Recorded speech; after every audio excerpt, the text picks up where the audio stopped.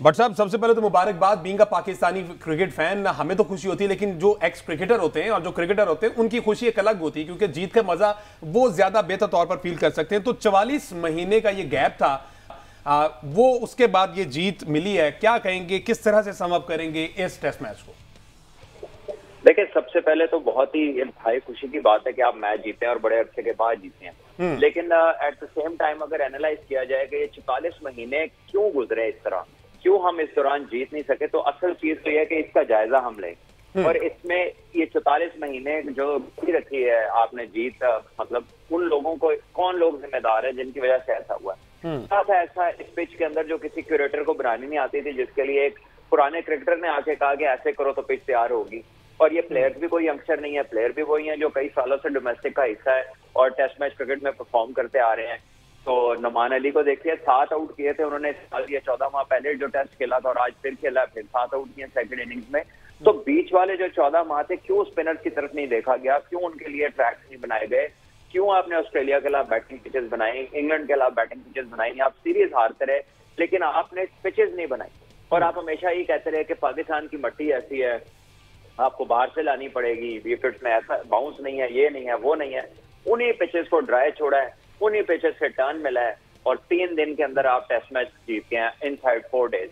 तो देखिए कितनी आप मिस आउट किया आपने, कितने चांसेस के ऊपर, कितनी होम सीरीज आपने गंवाई हैं सिर्फ इनकॉम्पिटेंस की वजह से, नेग्लिजेंस की वजह से। ना अपने टैलेंट का इस्तेमाल किया है, ना अपने रिसोर्सेज का इस्तेमाल किया है। और उसको सफर किसने किया, उसको पाकिस्तान क्रिकेट ने सफर किया है। और वो बहुत सारे ऐसे प्लेयर्स जो कि कंडीशनली यूज हो सकते थे, एटलीस्ट होम सीरीज के अंदर पिचें बना के, उनके करियर्स को हमने कितना हर्ट किया है उनको कंडीशंस ना प्रोवाइड करके। अच्छा, बट सब एशियन कंडीशन जो है ना, वो यूजुअली इसीलिए पहचानी जाती जानी जाती है कि वहाँ पर स्पिनर्स को मदद मिलती है। अच्छा, बहुत से शोज में एक्स क्रिकेटर्स बैठ के ना, जब भी उनसे सवाल होना पाकिस्तान क्रिकेट के बारे में, तो उन्होंने यही कहा ना कि भाई बेंच स्ट्रेंथ ही कोई नहीं, हमारे पास है ही कोई नहीं, जो है वो यही है। तो उस टाइम पे इन 2-3 लड़कों की तरफ इशारा क्यों ना किया गया कि इन स्पिनर्स को इस तरह के विकेट बनाकर आप ट्राई कर सकते हैं? तब कहा जाता था कि जनाब कुछ है ही नहीं है, जो है वो यही है जो इस वक्त प्लेइंग 11 या 15 है। अब चूंकि उनको लेके आया गया है, तो अब सारा का सारा कह रहे हैं कि जनाब मैनेजमेंट ने पहले इस तरह की विकेट्स नहीं बनाई, पहले इन पर नजर ही नहीं पड़ी। भैया ये तो पहले के हैं ही नहीं, ये तो बहुत पहले के हैं। यानी कि ये तो जो दोनों स्पिनर्स हैं हमारे, ये they are close to their 40s, ये 35 प्लस हैं। Yes. और वहां पर आप, इसका मतलब है कि ये पिछले कोई 10-12 साल से आपको अवेलेबल है। तो आप अब इनको खिलाएंगे नहीं और ये कहेंगे कि जी कोई नया बच्चा आ नहीं रहा, तो नए बच्चे तो जो है वो तो अभी उनको डेवलप होने में टाइम लगता है। दूसरा, हमारे यहाँ जितनी क्रिकेट आजकल हो रही है, ज्यादा T20 हो रही है, तो वो इस तरह के तो बॉलर्स वाकई कोई नहीं है। अगर ये 2-3 जो पुराने लड़के इनको साइड पे कर दिया जाए, तो एक मोहम्मद रमीज को आप अलहदा कर लीजिए, बाकी तो आपके जितने लेफ्ट आर्म स्पिनर है, ऑफ स्पिनर है, लेग स्पिनर है, सारे के सारे तेज बॉलिंग करते हैं और उनको टर्न मिलती नहीं है। तो मसला यही है कि जब आपने इनके मतलब की पिचेज ही नहीं बनाई और उसके बाद इनको, जाहिर है जब पिच नहीं बनाई तो उनको खिलाया भी नहीं और आप यही इंप्रेशन देते रहे कि जी बंदे ही नहीं है। तो आपको कंडीशंस क्रिएट करनी पड़ती हैं जो उनको फेवरेबल हो, जिसके ऊपर वो रिजल्ट्स दे सके। आपने दी है कंडीशन, तो आपने रिजल्ट्स भी हासिल कर लिए। तो जैसे मैं कह रहा हूं ना कि ये अकाउंटेबिलिटी किसकी होनी है, कौन से बंदे को, चले अगर वो बंदा आज नहीं भी है तो कम से कम उसके ऊपर एक कट तो लगाए ना कि भाई ये इससे नहीं आइंदा पूछना कि सीरीज कैसी पिचों पे होगी या किसके खिलाफ किसको सिलेक्ट करना है। अच्छा, बट साहब चूंकि अब जीत का मजा हमने चख लिया है, अच्छा समझते हैं कि ये रेसिपी मिल गई है, आगे आने वाली जितनी भी होम सीरीज है हमारे पास, हम इसी फॉर्मूले को अप्लाई करेंगे या ओपोनेंट को देख के दोबारा से हमें चेंज करना पड़ेगा कि अगर इनकी बात की जाए, ये तेज खेलते हैं, फास्ट बॉलर्स को अच्छा खेलते हैं, स्पिन के खिलाफ थोड़ी सी इनको मुश्किल होती है, ये वाला फॉर्मूला होगा या फिर अब ये रेसिपी मिल गई है और इसी को कंटिन्यू करेंगे? देखिए, ये जो रेसिपी आपको मिली है, ये आपने देखना है कि आपके गेस्ट कौन है। अगर आपकी टीम जो नॉन एशियन है तो this is pretty much there for the taking. और अगर आपका मुकाबला आपको विजिट करती है श्रीलंका, इंडिया या कह लीजिए कि बांग्लादेश, तो जाहिर है उनको या अफगानिस्तान को तो आप ऐसी पिचेस देंगे तो मैच तो बराबर हो जाएगा।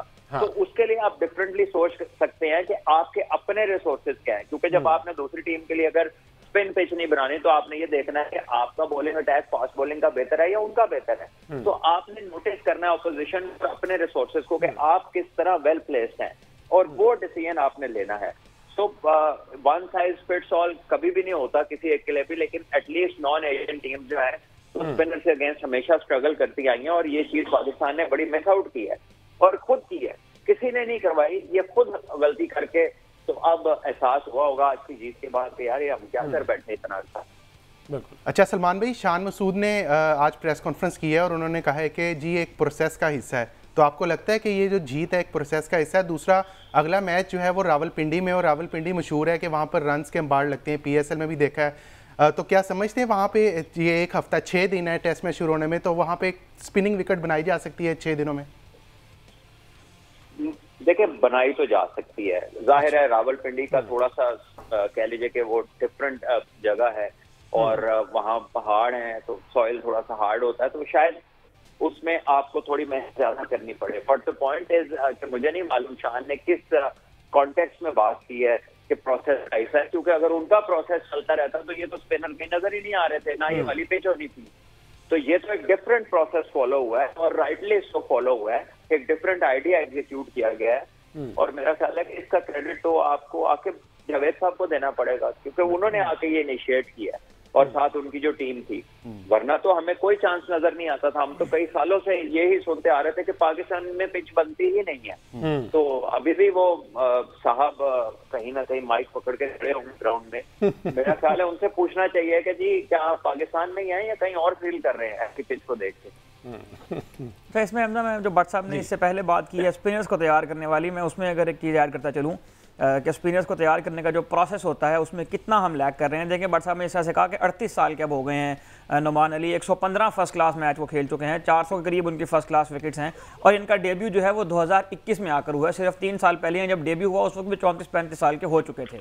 आपको याद होगा कि शुएब बशीर को इंग्लैंड की टीम ने डेब्यू कराया था जब वो इंडिया के टूर पर गए थे, गो कि वो 4-1 से वहाँ बुरी तरह हार कर आए, लेकिन शुएब बशीर का डेब्यू आपको अभी भी याद होगा कि उनका डेब्यू किन हालात में हुआ था। अब तक वो 21 टेस्ट मैच खेल चुके हैं और सिर्फ इस साल में ही इंग्लैंड की टीम ने जो है वो 18 टेस्ट मैचेस खेले हैं। तो प्लेयर्स को तैयार तो जाहिर है कि उसी वक्त हो गए जब उनको फ्रेंडली सर्कमस्टांसिस मिलेंगे, जिस तरह के सर्कमस्टांसिस में जिस फॉर्मेट के लिए आपने बॉलर तैयार करना है।